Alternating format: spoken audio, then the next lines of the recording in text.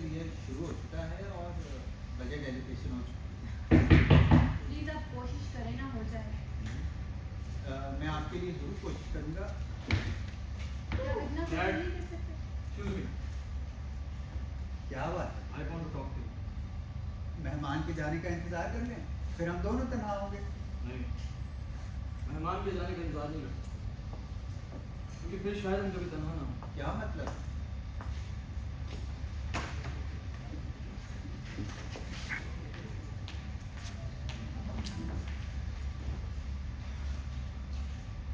Dad, आपने यहाँ मजे से बैठकर उस फैमिली को तबाह कैसे होने दिया?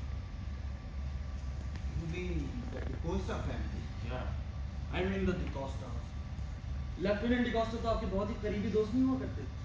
हाँ, बदकिस्मती से कुछ ज़्यादा ही करीबी। उस कुर्बत का खुमियाजा तो मुझे कई सालों तक भुगतना पड़ा। उस कुर्बत की वजह से तो मेरे नाम और मकाम पर भी आते। तो क्या कसूर सिर्फ उनका ही था? Where are you thinking of? नहीं, वैसे देखा जाए तो टिम्बर के बिजनेस में तो आप दोनों ही पार्टनरशिप पर थे। लेकिन उस इलाके का सर्वे तो डिकोस्टा नहीं किया था। सर्वे जो दुरुस्त नहीं निकला और सरकारी जंगलात के दरख्तों को गिराने का जिम्मेदार डिकोस्टा ही था। और उन जंगलात के सारे ठेकों का चार्ज उसी के पास था। I didn't even know which kind of deals he has made there. Lieutenant D'Costa को खुद भी नहीं खबर थी कि उन्होंने किस किस्म का ठेका उठाया है। ना खबर हो शायद, but the reality is उसे सजा हो गई और मैं बरी हो गया। बिल्कुल, क्योंकि आपके खिलाफ कुछ भी प्रूफ ही नहीं हो सका। जब कोर्ट ने बरी कर दिया तो बरी कर दिया। डैड, मैं इस केस को बार बार इसलिए दोहरा रहा हूँ ताकि आप समझ सकें। देखो, मैं डिकोस्टा को ऑफिस की तरफ से टाइपिंग का काम देता रहता और इस काम का मुआवजा कहीं ज़्यादा बढ़कर देता। बिल्कुल, मुझे यकीन है इस बात पर। ये तो हम संजीदगी से नहीं कह रहे।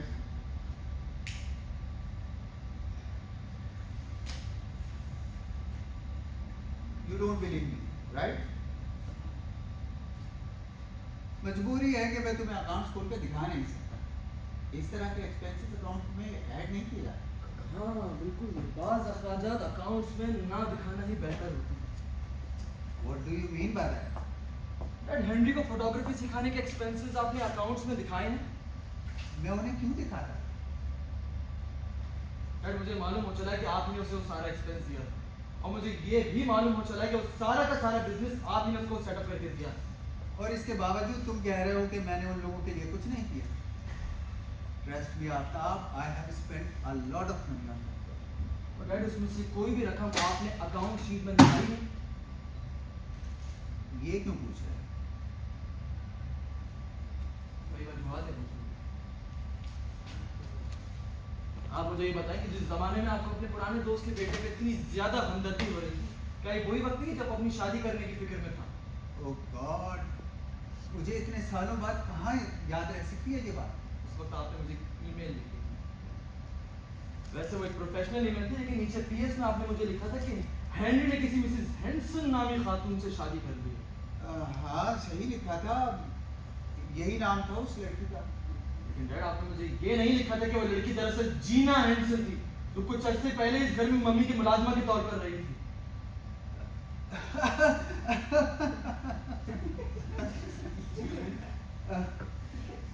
भाई, मुझे अंदाजा नहीं था कि तुम्हें अपनी माँ की नर्स में इतनी ज्यादा दिलचस्पी थी।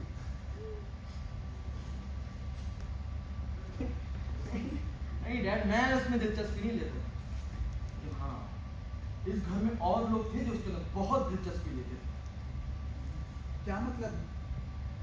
कहीं तुम्हारा इशारा मेरी तरफ तो नहीं है? कोई और तो है ही नहीं इस कमरे में। हद कर दी है तुमने बदतमीजी की। तुम्हारी हिम्मत कैसे हुई मुझसे ऐसी बात करने की? और तुम्हारे दिमाग में ये बात आई कैसे? किसने कही होगी ऐसी बात? डैड, मेरी मजलूम बीमार माँ ने बताई थी मुझे बात। तुम्हारी माँ? मुझे पहले ही समझ जाना चाहिए था। तुम और वो हमेशा साथ चिपके रहते थे। नहीं डैड, लेकिन उसने शुरू से ही तुम्हें मुझसे दूर कर दिया था। उनकी तकलीफ और बेबसी मुझसे भुलाई नहीं जाती। कोई उसने बिल आखिर उनको तोड़ कर रख दिया। कोई ऐसी खास तकलीफ और बेबसी नहीं रही उनसे। कम से कम ऐसा कुछ नहीं था जो दुनिया में हजारों और लोगों ने ना सहा। लेकिन मरीजाना तबीयत और खपतीपन का कोई कुछ नहीं कर सकता, ये तो मैंने देख लिया। तो बस इसी वजह से तुम अपने आप के बारे में इस किस्म की शक पालते रहे हो, तरह तरह की नाजायज अफवाहों पर कान भरते रहे हो। आप बेटे अपनी जिंदगी का इससे बेहतर इस्तेमाल करो। जी डैड, अब वक्त आ गया। तो फिर तुम्हारी ये बेचैनी भी जाएगी, और 1 साल 2 साल 3 साल आखिर तुम कब तक वहां जंगलात में पड़े रहोगे? क्लर्की का काम, उस काम पर ऐसी सख्त मेहनत, और फिर क्लर्क की तनख्वाह से 1 पैसा ज्यादा लेने से इनकार। तुम ही बताओ, ये बेवकूफ़ी नहीं तो और क्या? मुझे भी आपकी तरह इस बात का यकीन होता तो मैं भी मानता कि मेरे वहाँ रहना बेवकूफ़ी और देखो आफ्ताब, मैं तुम्हें समझता हूँ, तुम अपने पैरों पर खड़े होना चाहते हो, मुझसे कुछ नहीं लेना चाहते। चलो अब इसका वक्त आ गया है, तुम आज़ाद भी रहोगे और खुद अपने मालिक भी आप। अच्छा, किस तरह? जब मैंने तुम्हें लिखा कि तुम्हारा फौरी तौर पर शहर हाँ हाँ हाँ, ये बताएं तो किस लिए बुलाया है आपने मुझे यहाँ पर?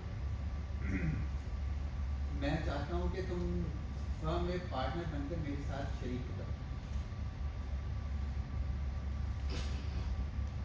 मैं आपके फर्म में पार्टनर के तौर पर? Why not that? हमारा हर वक्त साथ रहना जरूरी नहीं होगा। तुम यहाँ शहर के काम संभालो, मैं वहाँ जाकर जंगलात में रहूँ। आप वहाँ रहेंगे? जी। क्यों?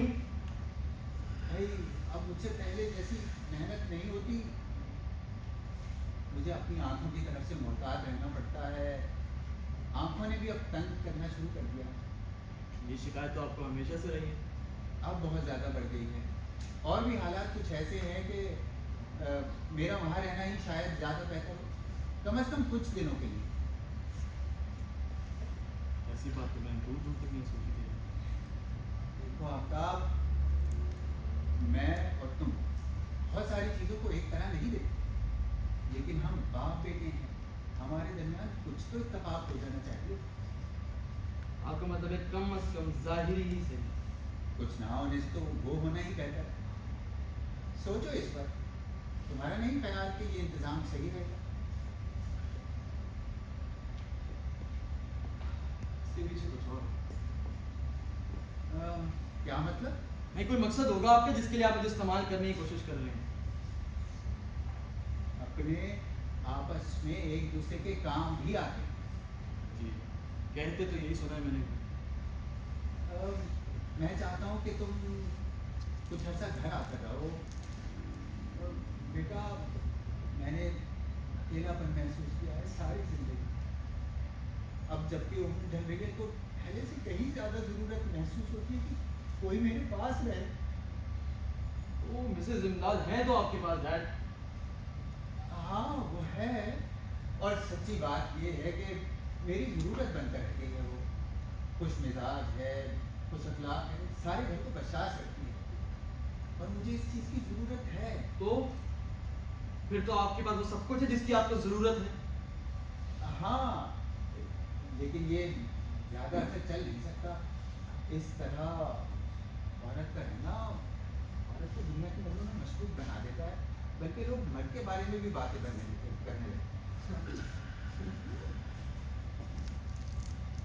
इंडिया जिस तरह की लग्जरियस पार्टीज आप देते हैं, इस तरह की पार्टीज आप देते हैं तो सोसाइटी बहुत कुछ बुला के देती है।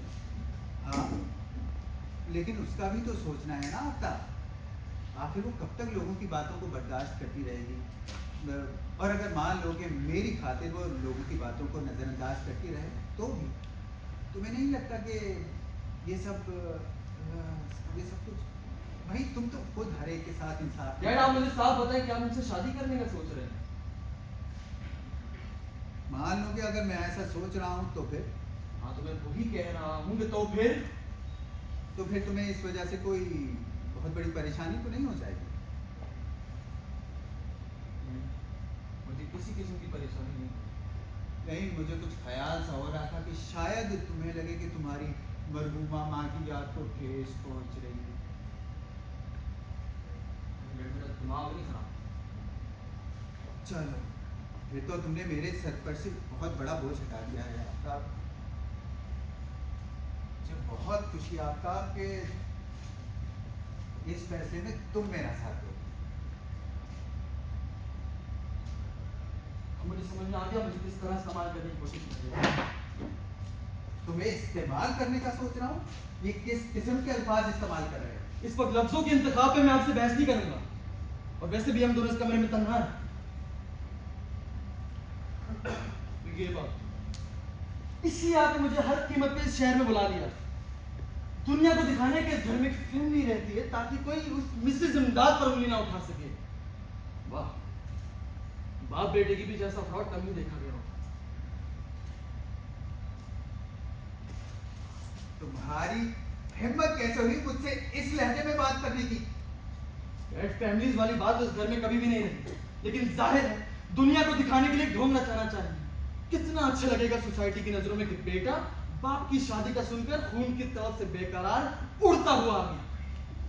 पहली बीवी मरूमा की अज़ियतनाक जिंदगी के बारे में सारी अफवाहें छू करके उड़ जाएंगी, क्योंकि बेटा उन अफवाहों का गला खुद ही घोट देगा। आफ्ताब, मेरा ख्याल है कि दुनिया में शायद ही कोई और हो जिससे तुम इतनी ज्यादा नफरत करते होगे।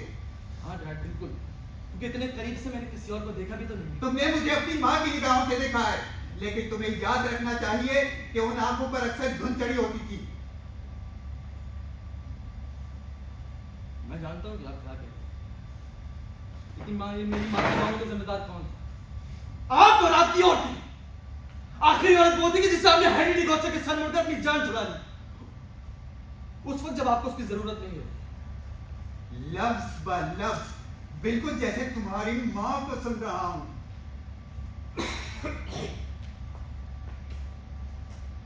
तो वहां वो बेचारा पड़ा है, अपना खुला मासूम बच्चों की तरह दिल लिए, उस सारे धोखे और फरेब के बीचों बीच। वो गुमान भी बनेंगे जिससे वो अपना घर जानता है, उसकी बुनियाद एक झूठ पर है।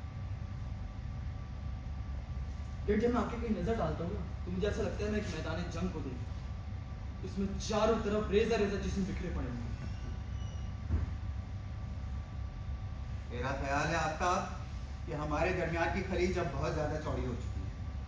जी, मैं भी इसी नतीजे पर पहुंचा, इसलिए मैं अपना बैग लूँ यहाँ से चल दूं? हाँ, इस सब कुछ को छोड़ कर। बिल्कुल, कम से कम कुछ अरसे के लिए ही थे। मुझे वैसे भी रहने को जवाब मिल गया। कौन सा जवाब? बताऊंगा तो हंसेंगे आप। एक तन्हाई के मारे इंसान को इतनी आसानी से हंसी कहाँ आ जाती है आपका? आप अपनी मिसेज इमदाद को संभालिए। कल रात मैंने उनको आपके ही दोस्तों के साथ टैंगो करते हुए देखा।